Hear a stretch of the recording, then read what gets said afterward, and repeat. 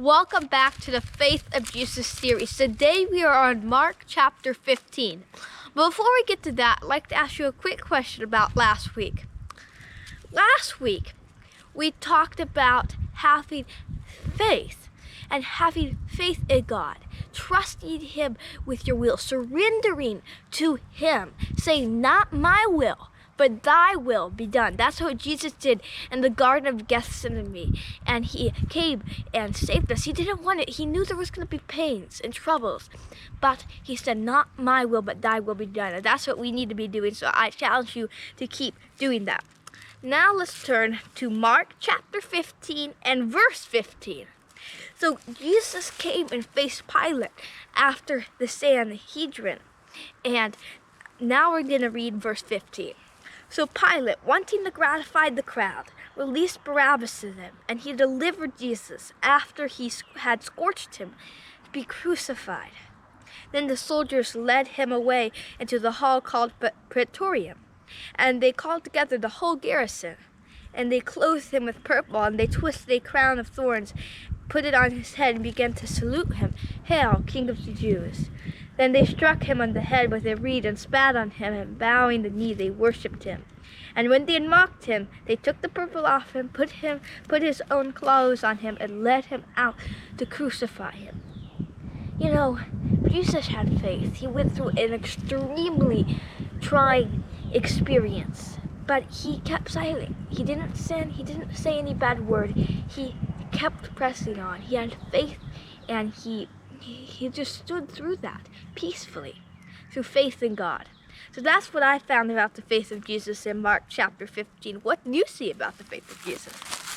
Well, what I also saw that, and Jesus could only do that. You could only be peaceful and yet, not saying any harsh word, just forgiving them through faith in His Father and having amazing faith and trust and peace too. So that was amazing. Also, if we come down to let's go down to verse 33 if you would. Now the 6th hour had come, and there was darkness over the whole land until the 9th hour. And at the 9th hour Jesus cried out with a loud voice, saying, "Eloi, Eloi, lama sabachthani," which is translated, my God, why have you forsaken me?" And then later he cried out and said, "It is finished." Jesus was faithful unto death. All the way through that suffering experience, He was faithful to His Father. He still had faith in His Father, even though on the cross He couldn't feel His Father's presence. Yet He had faith in His Father.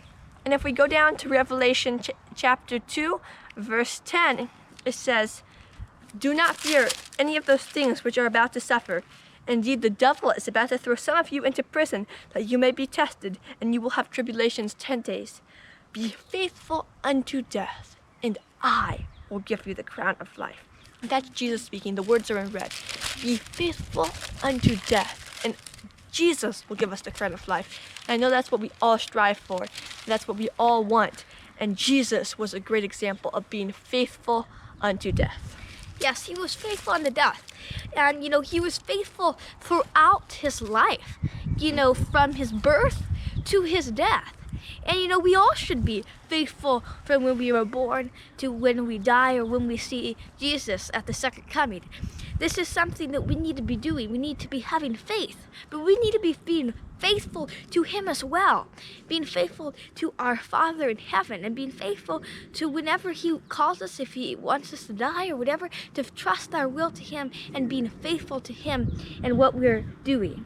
So I want to challenge you today to be faithful throughout your life. Be faithful unto death. And He said, and the Bible says, "And I will give you the crown of life." So I challenge you today to be faithful. Yes, be faithful unto death. And what? We will all have the crown of life if we are faithful.